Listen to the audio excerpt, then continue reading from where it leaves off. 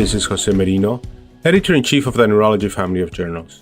The Neurology podcast provides practical information to neurologists and other clinicians to help them provide better care for their patients. Thanks for listening and have a great week. Hello and welcome. This is Justin Abbatemarco with the Cleveland Clinic, here with Jiwon Oh to discuss the latest data around Bruton Tyrosine Kinase inhibitors, or BTKIs, in multiple sclerosis. Jiwon is a medical director of the Barlow Multiple Sclerosis Program at St. Michael's Hospital at the University of Toronto, and has been intimately involved in the research of these agents and is here to shed some light, maybe a glimmer of hope around some latest data around these novel medications. Jiwon, hello and welcome. Thank you, Justin. Thank you for having me here. Yeah, maybe you could talk to us about what we've seen over this last year and a half around these medications. It's a really exciting time in the MS field just because Bruton's tyrosine kinase inhibitors, or BTK inhibitors, are a whole new class of drug. And it's funny because there are so many of them almost simultaneously being tested in different clinical trials in MS.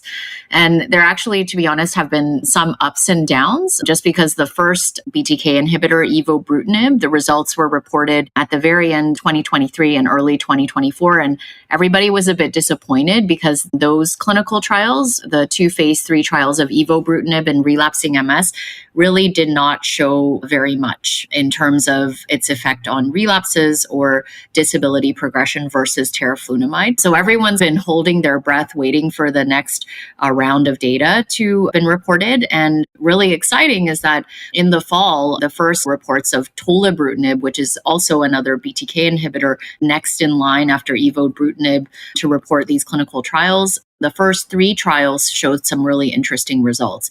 And then we have many other BTK inhibitors, including Fenebrutinib and Remibrutinib, and those results we're eagerly anticipating in the next year or two as well.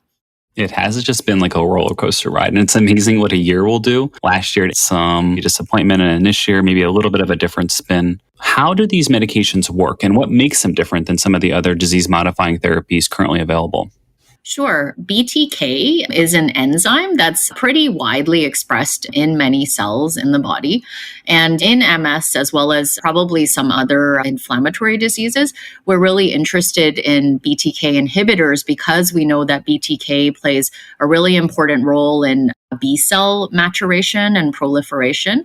And it also plays a really important role in macrophages and microglia. And so in MS, we've known for a long time that B cells in the periphery, as well as compartmentalized within the central nervous system, play a really important role in MS pathophysiology. And then in more recent years, we're beginning to understand how important innate immune cells like microglia are, particularly that are compartmentalized within the central nervous system in mediating progressive disease pathophysiology.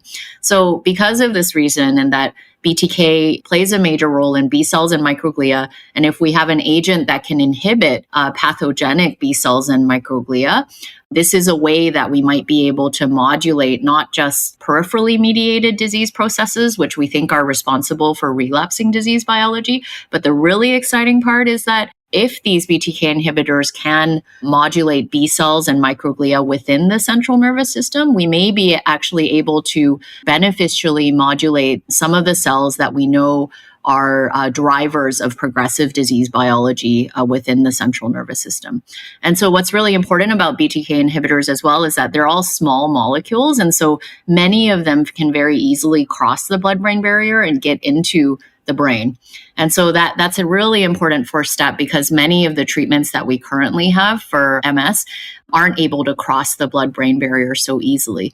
But after crossing the blood-brain barrier, obviously you need to engage with the targets of interest and reach appropriate concentrations. But for all of these reasons, this is why there's so much interest in BTK inhibitors in MS. Yeah, some really unique aspects. And I think another oral agents making life a little easier. I love that CNS penetration where we know the pathology is and then hitting some different cells, it sounds like, with the innate immune system, which I think we're seeing more and more its importance. Maybe we could talk about the data that we've seen within the relapsing MS population. I think you mentioned some of those earlier results in 2023, 2024 with Abbatemarco, but what have we seen more broadly within this group? I'll first talk about the Tolebrutinib data in relapsing MS. This is what, together with the Hercules data that we can talk about later, has provided some hope for the field. And the high-level results of Gemini 1 and 2, which are two nearly identical clinical trials that evaluated Tolebrutinib versus Teriflunomide in relapsing MS. These results were reported a few months ago at ECTRIMS at the end of last year. And so these were two large phase 3 clinical trials that looked at Tolebrutinib versus Teriflunomide in a pretty typical population of people with relapsing MS. And what was interesting was that Tolebrutinib, when compared to Teriflunomide, did not show a difference in how much it reduced annualized relapse rate, which was the primary outcome of the study. And so when you look at what the annualized relapse rate was in both the Tolebrutinib and Teriflunomide arms, they were nearly identical across Gemini 1 and 2. And so very clearly, both agents did reduce the annualized relapse rate in comparison to what was observed at baseline. However, there was no difference between the two arms. And so the trial did not hit its primary endpoint. And so it's important to know that when a trial doesn't hit its primary endpoint, the other secondary and tertiary endpoints that we talk about, there's always this statistical hierarchy where we can't say the subsequent results were statistically significant.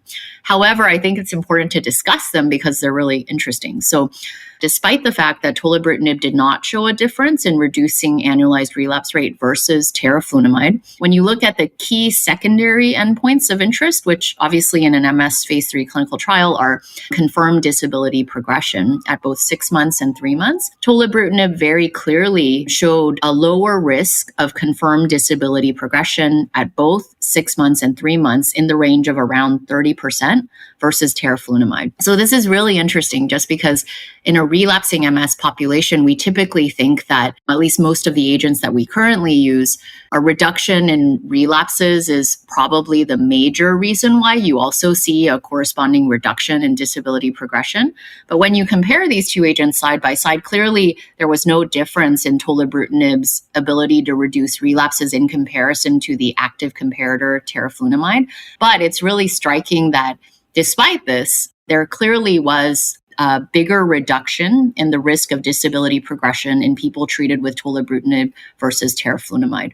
So it suggests that Tolebrutinib is doing something to decrease the risk of disability progression that is independent of its effect on decreasing the risk of relapses.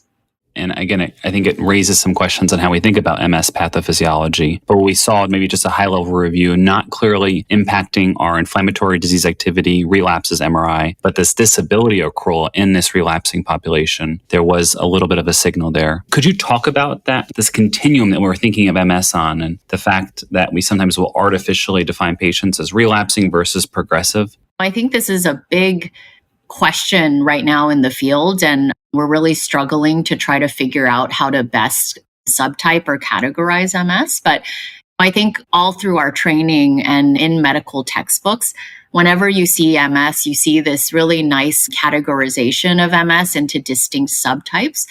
So, most people with MS typically present with relapsing remitting MS.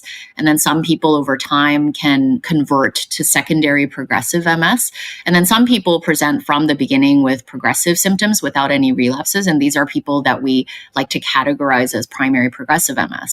I think for a complicated chronic neurological disease like MS, it's always really useful to try to have a categorization. But I think in the modern era of MS treatment, where we have many different treatments, many of them extremely high efficacy with respect to relapsing disease biology, we're now seeing more and more that even in the early stages of MS, you often see slow disease progression without any relapses. And so I think there is now this recognition, and it's in large part because we have such effective therapies for relapsing disease and we have such easy access to many of them. We're now realizing that progression is not something that happens only in progressive subtypes of MS and in people at the later stages of disease, the people that we categorize as secondary progressive MS. And we're realizing that progression actually happens in most people across the entire disease spectrum. It's just much more apparent in people with, say, secondary progressive MS or primary progressive MS. So there's this big question now of what do we do about this categorization? Because clearly we need a better way to categorize disease. I don't know what the better way is yet, but it's becoming apparent that this, clear classification and subtyping that we've used thus far may be inadequate. And even clinical trials, like you pointed out, Justin, like the Gemini 1 and 2 clinical trial, they're really illustrating this concept. These are people with early relapsing MS, a pretty typical relapsing MS clinical trial population, yet the fact that we clearly see disability progression and that one agent has an effect on disability progression, whereas one agent doesn't, even when the reduction in relapses was very similar. I think all of these data points are really illustrating this concept that we need to revisit the way we classify MS.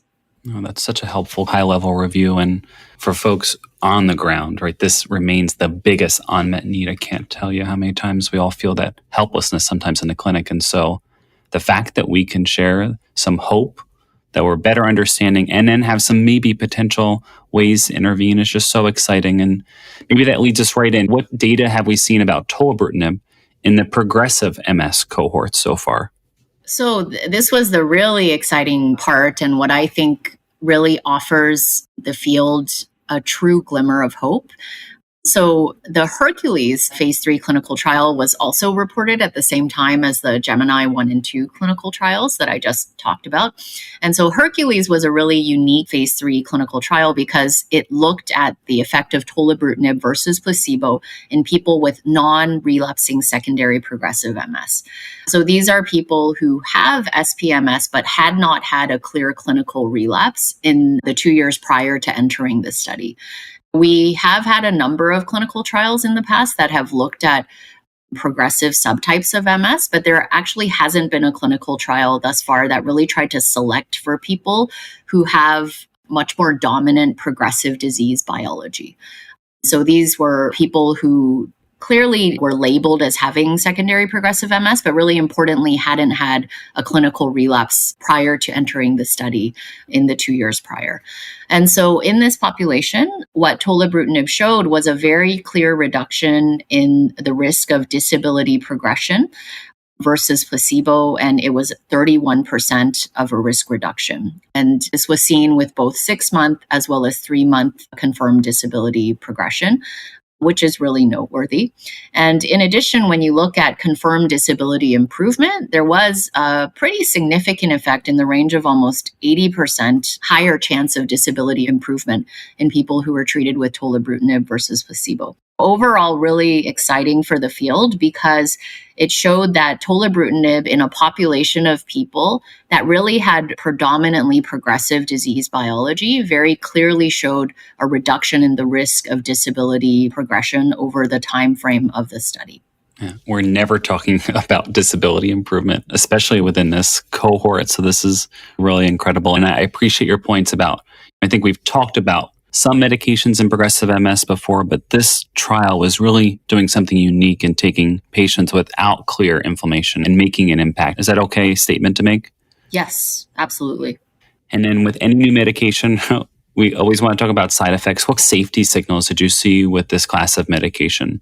Overall, when you look at the most common treatment emergent adverse events, it was pretty standard, to be honest, for a phase 3 clinical trial in MS, where the most common things that were seen were COVID-19 infection, as well as upper respiratory tract infections, things like headache and back pain. The major safety signal that we need to keep in mind with Tolebrutinib, as well as actually a number of other BTK inhibitors, is that in a pretty small proportion of people, about 0.4 to 0.5%, you can see a very significant increase in liver enzymes. But almost always, this is seen within the first 12 weeks of starting the treatment. And so I think this is something that we need to keep in mind. And very likely, if Tolebrutinib becomes approved for clinical use, frequent liver enzyme monitoring is something that will need to be done, at least within the first 12 weeks of starting treatment. Okay, so some minor infections, it sounds like nothing severe, or some opportunistic infections, and then this liver enzyme piece, but it's helpful that there seems to be a clear window that we need close monitoring. And I think those patients got better once the medication was stopped. So that's also some reassuring data around that. Yes. Once the medication is stopped, almost all of the patients, the elevation in liver enzymes was reversed. However, it is important to note that in Hercules, there was a single patient who did develop liver failure and then required a liver transplant and then actually passed away related to complications of the transplant. So this was the signal actually within the Tolebrutinib clinical development program that resulted in a regulatory hold of the clinical trials for some time. And this is the point when these signals were observed that frequent liver monitoring was instituted across the entire Tolebrutinib clinical development program. And I should also note that a similar hold was placed on both evobrutinib and fenebrutinib because this signal of very rarely there are people with very high elevations in their liver enzymes. This was seen, and as a class of drug, it seems like many of the BTK inhibitors do rarely have this issue with a liver enzyme elevation. So something really important to be vigilant about as clinicians if these drugs become available for clinical use. Okay, we're going to put you on the spot and look into your crystal ball. We'll say that this class of medications approved by the regulatory agencies. How do you foresee them in clinical practice right now? Again, we have lots of data still to come and more discussions, but could you give us a glimpse in how you view this? I think it will depend on how regulatory agencies embrace this issue that we have in the field right now about the inaccuracies of MS subtyping. I think I'm generally a pretty practical person. Really, I think that at least based on the data that we have for Tolebrutinib right now, likely regulatory agencies will approve it for use in either non-relapsing SPMS or non-active SPMS. But in an ideal world, I would love it if there could be a broader indication. And so say the regulatory agencies were understanding of this dilemma that we have in the MS field of that progression occurs across the spectrum of MS, and it's not just in SPMS that we see progression. We actually do see it in relapsing MS as well. If regulatory agencies were able to embrace that concept and approve the drug for, say, progression, I think as clinicians, that would make our life so much easier. Because if we see progression in an individual who technically is still labeled as relapsing MS, but if we saw progression that is independent of relapses, this is the type of person that might benefit from a drug like Tolebrutinib. And obviously in people with very clear non-relapsing or even non-active SPMS, this is a drug that would very likely benefit them. Looking into my crystal ball, I'm still a glasses half full type of person, but I do think that it will be too much of a jump for regulatory agencies to approve a drug like Tolebrutinib for a very broad indication. So I think we likely will be landing on an indication like non-active SPMS or non-relapsing SPMS, which is exactly what was seen in the Hercules clinical trial. It's just that given the data that we also see in Gemini 1 and 2, it just would be really great if, the world being what it is, I'm pretty sure it will be approved specifically for people with either non-active or non-relapsing SPMS. Lots of questions remain. I appreciate that insight and just an excuse to bring you back on the podcast once we have some more information and data to share and where we are with the regulatory bodies, but just a message of hope for a group of patients that really poses a significant challenge, which is great. Is there any major take-home points? Like what should people know on the ground treating MS patients about this class of medications right now? I think this is the beginning of a new era. As we talked about earlier, the BTK inhibitors are really interesting and unique for a number of reasons, and particularly this piece that they get into the central nervous system. And for BTK inhibitors like Tolebrutinib, where we have available data, we know they get into the CNS at bioactive and relevant concentrations to be able to modulate B cells and microglia. And the fact that we very clearly see this effect in the Hercules clinical trial, where in non-relapsing SPMS, there was a decrease in disability progression versus placebo. And then that result is even accentuated by what we see in Gemini 1 and 2, where, although the primary endpoint of decreasing relapses was no different from Teriflunomide, again, Tolebrutinib showed this ability to decrease the risk of disability progression versus Teriflunomide.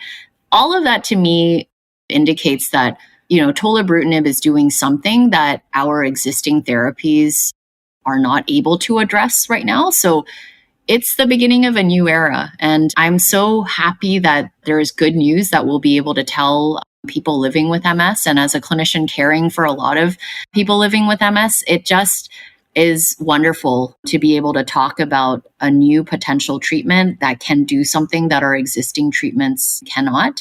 And I really look forward to the next couple of years where we'll be hearing more about some of these other BTK inhibitors as well as other emerging therapies, hoping that many of these agents are able to address the greatest clinical unmet need, which is a more definitive treatment that targets progressive disease processes. It's a perfect way to end. And thank you so much for doing this high-level review of all things related to BTKIs in multiple sclerosis. We're going to have additional data, and we'll be making sure that this is covered on the podcast as we go along. But this is a great first step. Jiwon, thanks again for your time. Thank you for having me on the podcast, Justin, and look forward to chatting more in the future. Great.